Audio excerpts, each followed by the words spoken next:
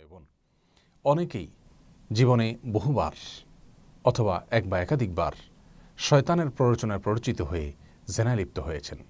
অনেক ভাই বোন বিভিন্ন সময় আমাদের কাছে প্রশ্ন করেন যে আমরা কিভাবে আল্লাহ সুবহানাহু ওয়া তাআলার কাছে তওবা করব, আমাদের তওবার জন্য বিশেষ কোনো শর্ত আছে কিনা, যার সঙ্গে জেনা করা হয়েছে তার কাছ থেকে এজন্য ক্ষমা চাইতে হবে কিনা, তার কাছ থেকে মাপ চাইতে হবে কিনা, নাকি শুধুমাত্র আল্লাহ সুবহানাহু ওয়া তাআলার কাছে ইস্তেগফার করলে, মাপ চাইলেই জেনার অপরাধটি থেকে আমরা মুক্তি পেতে পারি। প্রিয় দর্শক, সন্দেহ নাই জেনার মতো অপরাধ এর সাজা অত্যন্ত ভয়াবহ। আল্লাহর দৃষ্টিতে এটি এত জঘন্য অপরাধ যে জেনার শাস্তি কখনো কখনো মৃত্যুদণ্ড পর্যন্ত আল্লাহ সুবহানাহু ওয়া তাআলা ধার্য করে দিয়েছেন। রজমের মতো কঠিন শাস্তি আল্লাহ সুবহানাহু ওয়া তাআলা আরোপ করেছেন জেনার জন্য কোনো কোনো ক্ষেত্রে। অর্থাৎ কোনো কোনো ক্ষেত্রে জেনা এটা মানুষ হত্যা করার মতো অপরাধ। এই অপরাধে যদি আমাদের জীবনে কেউ আমরা লিপ্ত হয়ে থাকি, আল্লাহ মাফ করুন, এক বা একাধিকবার যদি কেউ জেনা করে থাকেন, তাহলে সেক্ষেত্রে সেই জেনা থেকে তওবার জন্য অন্য সকল অপরাধ থেকে তওবার যে শর্তগুলো সেগুলো এক্ষেত্রে প্রযোজ্য। অর্থাৎ এজন্য প্রচণ্ডভাবে লজ্জিত হয়ে, অনুতপ্ত হয়ে আল্লাহর কাছে সবসময় লজ্জাশীলতাকে প্রকাশ করে আল্লাহ সুবহানাহু ওয়া তাআলার কাছে মাপ চাইতে হবে, ক্ষমা চাইতে হবে এবং তওবা করতে হবে তওবায়ে নাসুহা। অর্থাৎ খাঁটি তওবা করতে হবে যেন সেই অপরাধে আর জীবনে কখনো ফিরে না যাওয়া হয়। সেজন্য সংকল্প করতে হবে।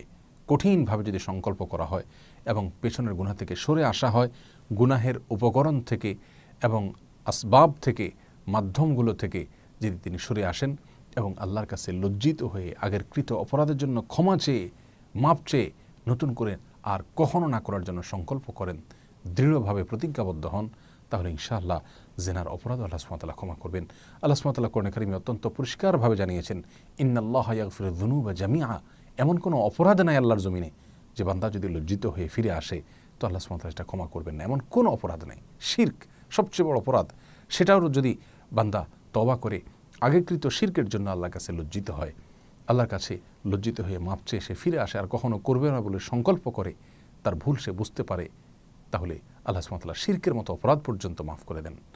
অতএব শিরকের মতোই জেনা সহ অন্য সমস্ত অপরাধ থেকে বান্দা যখন কায়মনোবাক্যে আল্লাহর কাছে ইস্তেগফার করে আগের কৃত অপরাধের জন্য আল্লাহর কাছে লজ্জিত হয়ে ভুল স্বীকার করে ক্ষমা চেয়ে নতুন করে জীবন গড়বার জন্য সংকল্প করে আর কখনো করবে না বলে দৃঢ় প্রতিজ্ঞা করে, আল্লাহ সুবহানাহু ওয়া তাআলা বান্দার সে তওবা কবুল করেন। নবী আলাইহিস সালাম বলেছেন, ইন্নাল্লাহা ইয়াকবালু তাওবাতাল আবদি মা লাম ইউগারগির। বান্দার একেবারে মৃত্যুর কাছাকাছি যাওয়ার আগ পর্যন্ত আল্লাহ সুবহানাহু ওয়া তাআলা বান্দার তওবা কবুল করেন। অতএব জীবনে যদি বারবারও জেনা হয়ে থাকে, বহুবারও জেনা হয়ে থাকে, আল্লাহ সুবহানাহু ওয়া তাআলার কাছে খাঁটি অন্তর থেকে যদি তওবা করা হয়, লজ্জাশীলতার সাথে ইস্তেগফার করা হয় এবং ফিরে আসা হয়, আর কখনো সেটা না করার জন্য প্রতিজ্ঞা করা হয়, তো ইনশাআল্লাহ আল্লাহ সুবহানাহু ওয়া তাআলা তওবা কবুল করবেন। প্রিয় দর্শক, এক্ষেত্রে যার সঙ্গে জেনা করা হয়েছে তার কাছ থেকে ক্ষমা চাওয়া এটি শর্ত নয়। আল্লাহ সুবহানাহু ওয়া তাআলার কাছে ক্ষমা চাইলেই চলবে, যদি সেই জেনা বিশেষ করে উভয় পক্ষের সম্মতিতে হয়ে থাকে। অনেক উলামায়ে কেরাম বলেছেন, যদি কাউকে বলপূর্বকভাবে কার সঙ্গে জেনা করা হয়, ধর্ষণ করা হয়ে থাকে, সেক্ষেত্রে তার কাছ থেকে ক্ষমা চাইতে হবে, মাফ চাইতে হবে এবং সেক্ষেত্রে তার কাছ থেকে মাফ আদায় না করে নিতে পারলে, তার হক আদায় না করলে, সেক্ষেত্রে এই জেনার তওবা শুধুমাত্র আল্লাহর কাছে মাফ চাইলে তওবা কবুল হবে না।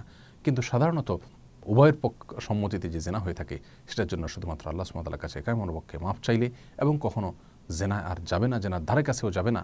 যে সমস্ত মাধ্যমগুলো মানুষকে জেনার দিকে নিয়ে যায়, সে সকল মাধ্যম এবং উপায় উপকরণ থেকেও যদি নিজেকে দূরে সরিয়ে নিয়ে আসে এবং সম্পূর্ণ তাকওয়ার পরিবেশে চলে আসে, মুত্তাকিদের সঙ্গে থাকে, যাতে জেনাহের ধারে কাছেও যাওয়া না লাগে, তাহলে ইনশাআল্লাহ আশা করা যেতে পারে আল্লাহ সুবহানাহু ওয়া তাআলা জেনার সমস্ত অপরাধগুলো মাফ করবেন। বিধায় নিরাশ হওয়ার কোনো সুযোগ নেই।